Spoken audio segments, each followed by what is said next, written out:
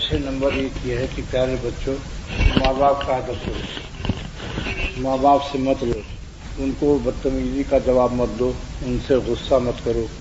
حدیث شریف میں ہے، سرور عالم صلی اللہ تعالی علیہ وسلم ارشاد فرماتے ہیں کہ جو اپنے ماں باپ کو ستائے گا، دکھ پہنچائے گا، ان سے لڑے گا، ان کی بے ادبی کرے گا، بدتمیزی سے بات کرے گا، غصے سے بات کرے گا، اللہ تعالیٰ ایسے نالائق انسان کو موت نہ دیں گے جب تک کہ ماں باپ کو ستانے کی سزا نہ دیں۔ ایسے لوگوں کو جو ماں باپ کا دل دکھاتے ہیں، جب تک ان کو اس کی سزا نہ مل جائے گی، اللہ پاک ان کو دنیا ہی میں سزا دیں گے، دنیا میں، آخرت کا عذاب الگ ہوگا۔ جب تک ان کو عذاب نہیں دیا جائے گا، ان کو موت بھی نہیں آئے گی۔ لہذا ایک نصیحت تو یہ ہے، اگر آج اپنے ماں باپ کے ساتھ جو بدتمیزی کر رہا ہے، کل جب وہ ابا بنے گا، اس کے بچے بھی اس کے ساتھ بدتمیزی کریں گے، دنیا ہی میں سزا ہے کہ بھی ہے۔ بچوں، جو لڑکے سینما یا وی سی آر یا ننگی فلمیں دیکھتے ہیں، ان کے ساتھ دوستی مت کرو، ورنہ تمہاری حالت بھی خراب ہو جائے گی۔ اس پر معرومی نے ایک قصہ بیان کیا کہ ایک چوہے میں اور ایک مینڈک میں دوستی ہو گئی۔ تو چوہا جو تھا دریا کے کنارے اس مینڈک کی یاد میں تڑپتا رہتا تھا اور روتا رہتا تھا۔ مینڈک کو پتہ نہیں چلتا تھا کہ اس کو مجھ سے اتنا عشق ہو گیا۔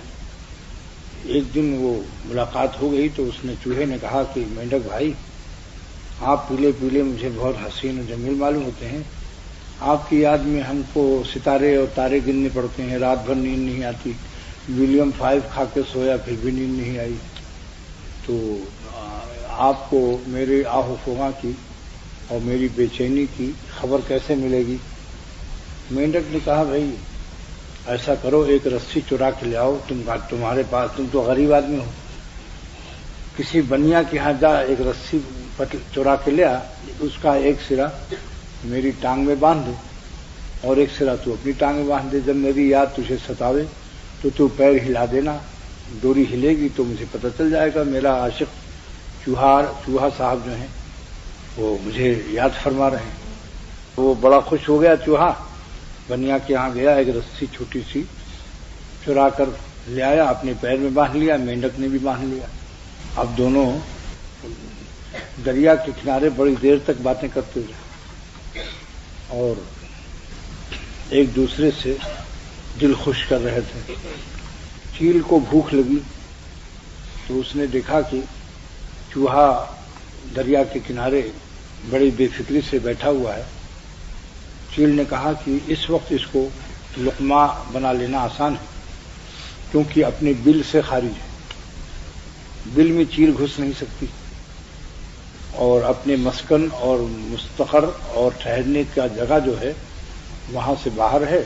وہ آئی اور چوہے کو اٹھایا، اس نے اپنے کھانے کے لیے بھوک لگی تھی، تو جب اس نے چوہے کو اٹھایا تو چونکہ اس کی ڈوری کا ایک سرا مینڈک کے پیر میں بھی تھا، مینڈک صاحب سمجھ رہے تھے کہ اس دشمن کو، چیل کو میں تو دستیاب نہیں، ہم اس کو ہو سکتے کیونکہ ہم پانی کے اندر ہیں اور یہ چوہا اپنا لے جائے گی۔ جب چوہا اس چیل نے اٹھایا تو مینڈک صاحب بھی اٹھے ہوئے جا رہے ہیں، 3 فٹ نیچے لٹکے ہوئے۔ تو مینڈک نے کہا کہ بھائی چوہے صاحب، یہ آپ کی عشق بازی اور محبت سے تو مجھے بہت برا دن دیکھنا پڑا، ہم تو دریا کے مخلوق ہیں، یہ چیل کبھی ہم کو نہیں پا سکتی، لیکن تمہاری ٹانگ کے ساتھ میں نے جو اپنی ٹانگ ملائی تو تم نے میں نے مجھے بھی ٹانگ لیا چیل نے، اور بہت توبہ کیا، بہت کیا، لیکن پھر چیل کو چونکہ بھوک لگی تھی تو چوہے کو پہلے کھایا، اور فرسٹ شفٹ میں جب کھا چکی تو سیکنڈ شفٹ میں مینڈک کو بھی اس نے نگل لیا۔ مولانا رومی رحمۃ اللہ علیہ اس قصے کو بیان کر کے فرماتے ہیں کہ دیکھو مینڈک تو بہت شریف مخلوق ہے اور چوہا اول نمبر کا چور ہے، سب کی روٹی کھا جاتا ہے اور بہت ہی مکار قسم کا جانور ہے، لیکن مینڈک نے جو دوستی کی برے مخلوق سے، اس کا عذاب اس کو بھی بھگتنا پڑا۔ تو پیارے بچوں، جو لڑکے نالائق ہیں، جھوٹ بولتے ہیں، ماں باپ کو ستاتے ہیں، VCR دیکھتے ہیں، سینما دیکھتے ہیں، گندے کام کرتے ہیں، ان سے دوستی مت کرو، نیک لوگوں سے دوستی رکھو، اللہ والوں سے دوستی رکھو، تو تم اللہ والے ہو جاؤ گے۔ اور اگر برے لڑکوں کے ساتھ رہو گے تو تم کو وہ برا کام سکھا دیں گے۔ تیسری نصیحت یہ ہے کہ جھوٹ مت بولا کرو۔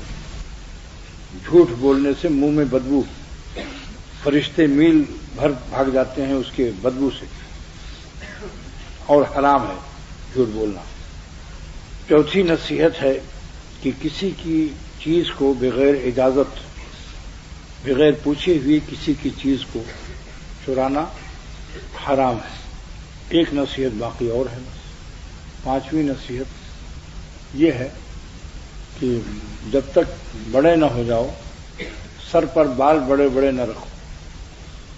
حکیم الامت مجدد ملت مولانا اشرف علی صاحب تھانوی رحمۃ اللہ علیہ فرماتے تھے کہ میں خانقاہ تھانہ بھون کے مدرسوں کے بچوں کو بالوں کو، سر کے بالوں کو چھوٹا چھوٹا کر دیتا ہوں، کم سے کم ہے یہ، ورنہ سر منڈا بھی دیتے تھے، جس کی وجہ سے ان بچوں کو برے اعمال اور برے اخلاق اور بری عادتوں سے حفاظت ہوتی تھی۔ بعض لوگ بچے ہوتے ہیں، الہ آباد میں جب میں پڑھتا تھا تو ایک لڑکا 15 سال کا، جس نے داڑھی موچھ ابھی اس کی نہیں آئی تھی، اور اس ظالم نے پٹا بھی رکھ لیا، تو آگے چہرے پر ایک بال نہیں، پیچھے پٹے، تو وہ بالکل پری معلوم ہوتا تھا۔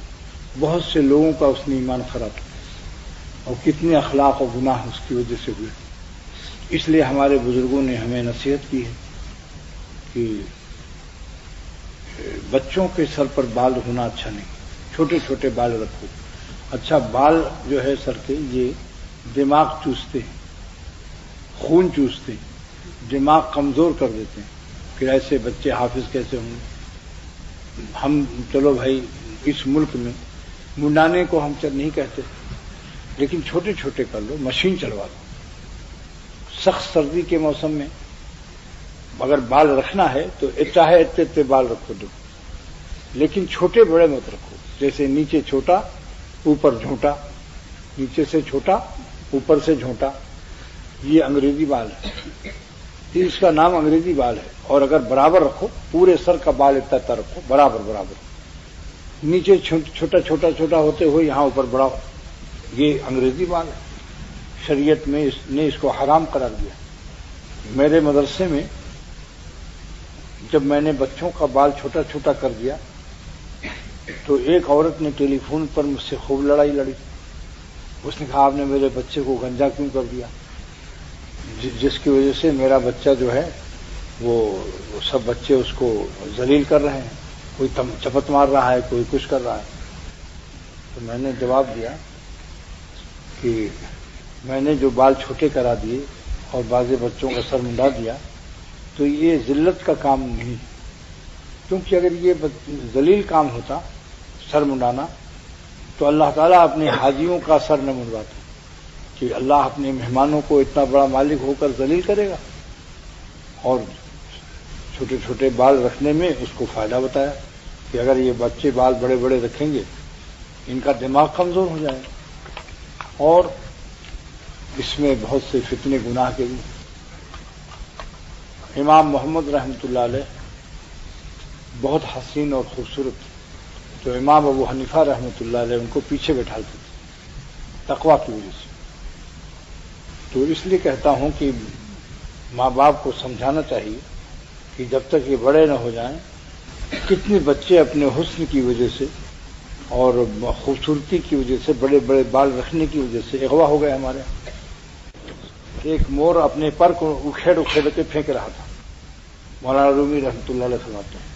حکیم جالینوس نے پوچھا کہ اے مور، تو اپنے پر کو توڑ توڑ کے نکال کے کیوں پھینک رہا ہے؟ اس نے کہا کہ چاروں طرف جنگل میں میرے شکاری لوگ مجھے نشانے میں لیے ہوئے، نیند حرام ہے اسی پر کی وجہ سے، پر ہمارے حسین ہیں، تو مجھے میرا حسن میری بے آرامی کا سبب ہو رہا ہے۔ میں پر نکال کر جب پھینک دوں گا تو پر اٹھا لے جائیں گے اور میری شکل خراب ہو جائے گی، تو مجھے کوئی پوچھے گا نہیں، آرام سے سوؤں گا۔ ورنہ عاشقوں کے چکر میں پڑا ہوا ہوں، جدھر دیکھو نوچ کھچوٹ ہو رہا ہے میرا. تو بتاؤ وہ عقل مند تھا کہ نہیں؟ تو جن کے ماں باپ عقل مند ہیں، میری اس گزارش پر عمل کریں کہ مشین چلوا دیں، چاہے موٹی مشین ہو، بڑی بڑی یعنی اتنے بال بھی رکھو. اگر کسی کو سردی لگتی ہو، نزلہ زکام کی بیماری ہو تو چلو رکھو، اتنے رکھو، مگر برابر رکھو. یہ چھوٹا چھوٹا یہاں سے پھر اوپر بڑا، یہ انگریزی بال اللہ کی مرضی کے خلاف ہے. کیا حافظ ہوگا؟ جس بچے سے اللہ ناراض ہوگا. اور چھٹی نصیحت ایک اور بھی ہے کہ جب نماز کو پابندی سے پڑھو، ابھی سے عادت ڈالو. 60 برس کے بعد ہی سے حکم ہے کہ وہ نماز کی عادت ڈلوانی چاہیے، اور 10 سال کے بعد ان کی پٹائی کا بھی حکم ہے. پابندی سے، اور پیجامے کو ٹخنے سے اوپر رکھیں، کیونکہ جو پیجامہ جس کا ٹخنا چھپائے گا یا پتلون، تو اللہ تعالیٰ کی نظر رحمت سے محروم ہو جائے گا. جب اللہ پاک کی نظر رحمت سے محروم ہو جائے گا تو کیسے حافظ ہوگا؟ حافظ ایسے آسان ہے. لہذا اپنے پیجاموں کو آپ سب بڑے بوڑھے لوگ بھی، پوری مسجد کے نمازیوں سے گزارش کرتا ہوں کہ ٹخنا کے چھپانا تو بہت بڑا گناہ ہے، ٹخنے سے قریب بھی نہ ہونے دو. جب جنگ ہوتی ہے سرحدی علاقے خالی کرا دیے جاتے ہیں، سرحدی علاقوں میں بمباری ہو جاتی ہے. لہذا جس کا پیجامہ ٹخنے کے قریب چھپا رہے گا وہ بھی خطرے میں. لہذا چھوٹے بچے بھی اور بڑے لوگ بھی اپنے اپنے ٹخنوں کو چھپانے سے احتیاط کرو، حرام ہے. اور اللہ پاک کی نظر رحمت سے ایسا بندہ یا بچہ محروم کر دیا جاتا ہے. اور اگر کسی کا دماغ کمزور ہو، حافظ ہونے میں مشکل ہو رہی ہو، تو میر صاحب سے نسخہ ان کے والدین لکھوا لیں. حکیم اجمل خان مرحوم کا نسخہ ہے میرے پاس، جو کتنے ہی کمزور دماغ ہو ایک دم تگڑا دماغ ہو جائے گا انشاءاللہ. چاہے بڈھے کو چکر آتا ہو، دماغ کمزور ہو، یا بچے کا. یہ نسخہ آپ کو پوری دنیا میں کہیں نہیں ملے گا الا ایک ہی میرا کوئی شاگرد ہوگا یا کسی ذریعے سے. یہ بہت ہی خاص نسخہ میرے پاس ہاتھ لگ گیا ہے. جو بھی کھائے گا، سانس اور نزلہ زکام، دماغ کی کمزوری، بار بار چیزوں کا بھول جانا، دماغ میں بھول مرض ہو جاتا ہے نا کمزوری سے، سب سے انشاءاللہ نجات مل جائے گی. اب 10 سال کی عمر کے بعد ایک مسئلہ اور بتا کر کی نصیحت کی مجلس کو ختم کرتا ہوں. جو بچے 10 سال کے ہو گئے ہیں ان کو جائز نہیں ہے کہ سگے بھائی بھی ایک بستر میں لیٹیں.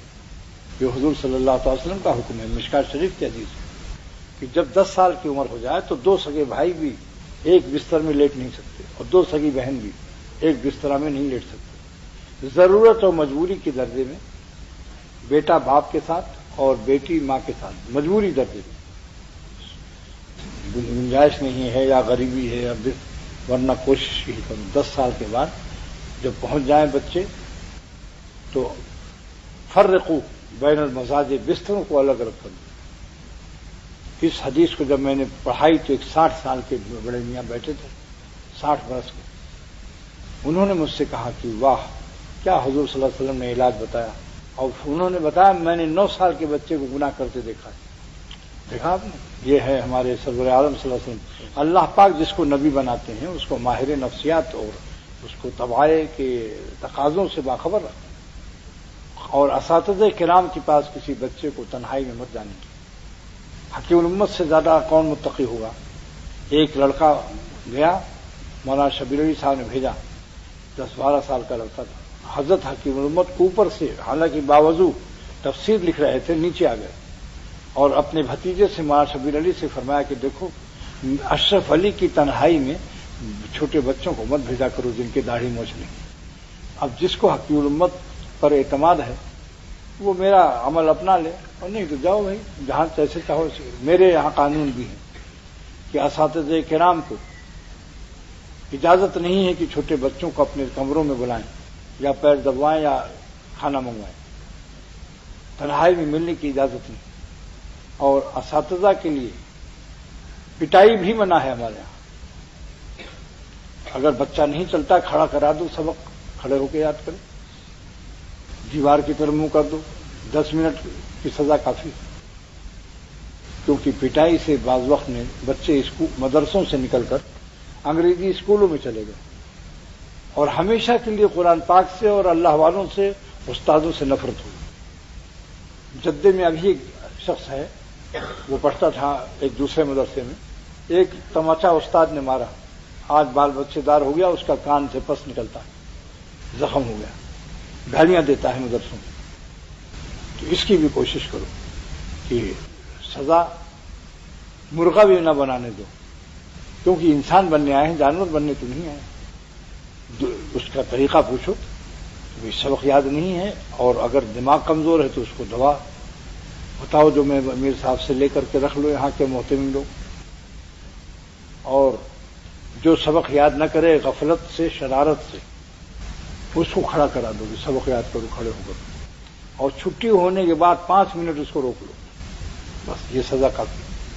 جب چھٹی ہوتی ہے تو لڑکوں کو بھاگنے میں جو مزہ آتا ہے، اگر 5 منٹ بھی روک لو، مگر استاد کو بھی رکنا پڑے گا، یہ بھی تو مشکل ہے۔ آج کل تو استاد بھی 5 منٹ دینے کے لیے تیار، گھڑی دیکھتے رہتے ہیں کیا وقت ہوا۔ اللہ کے لیے پڑھاؤ، امت پر یہ ہماری کھیتی ہے، اگر یہ حافظ نیک بن گئے تو قیامت کے دن ہماری مغفرت کے دن ایک دم ضابطہ نہ رکھو، گھڑی کو گھڑی گھڑی مت دیکھو۔ بس یہ چند نصیحت کی تھی، اللہ تعالیٰ عمل کی توفیق عطا فرمائے، دعا کرو اللہ ہم سب کو تقویٰ نصیب فرمائے، اور کہیں سے بھی نمک حرامی اور حرام لذت کی درآمدات پر ہم سب کو نادم فرما، اور معافی کا خاصگار معافی مانگنے کی توفیق عطا فرما، اور ہمارے اے خدا ہم آپ کو ناخوش کر کے حرام خوشیاں دل میں امپورٹ کرنے سے، استیراد کرنے سے معافی چاہتے ہیں، پناہ چاہتے ہیں۔ آپ ہمارا ٹیسٹر کو حساس بنا دیجیے، اپنے ٹیسٹ ہماری ترازو کو حساس بنا دیجیے۔ اے خدا تقویٰ کی حیات نصیب فرما، صلی اللہ علیہ وسلم یا رب۔